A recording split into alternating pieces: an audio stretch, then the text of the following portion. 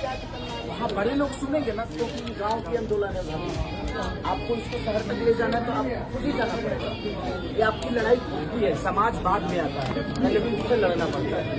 पहले आप लड़िए और अपने आप आपके साथ। आज दुनिया आ रही है ना, आज इतनी आ रही है, आप लोग लड़ रहे तो आ रही है ना। ऐसे ही से लड़ाई को बड़ा कर दिए, इंसाफ मिलेगा क्यों नहीं मिलेगा? लड़ने से इंसान कुछ भी कर सकता है। खेसारी जी, सम्राट सरकार जो जांच के आदेश दिया है, न्यायिक जांच की, उससे आप कितने संतुष्ट हैं? अच्छी बताइए, सम्राट सरकार की पुलिस भी है। बात होगी यहाँ तो देखिए, सबसे बड़ी चीज ना कि यहाँ पे भरत तिवारी के बारे में 10 शब्द अच्छा बोल देना है। उनका जो सपना था ना, वो किसी को नहीं दिख रहा है और ना ही दिखेगा। मैं आज आपको बोल के जा रहा हूँ, ये किसी को नहीं दिखेगा। अगर कोई भी आता है ना विधायक, तो बोले कि उनका सपना पूरा कर दीजिए विधायक जी। आज आप लिख के दे दीजिए जिस आदमी का एक सपना था, ये पूरा होना चाहिए। उनके साथ जो आप लोगों ने किया वो तो सही है किया, आप लोग के हिसाब से तो वो सही था।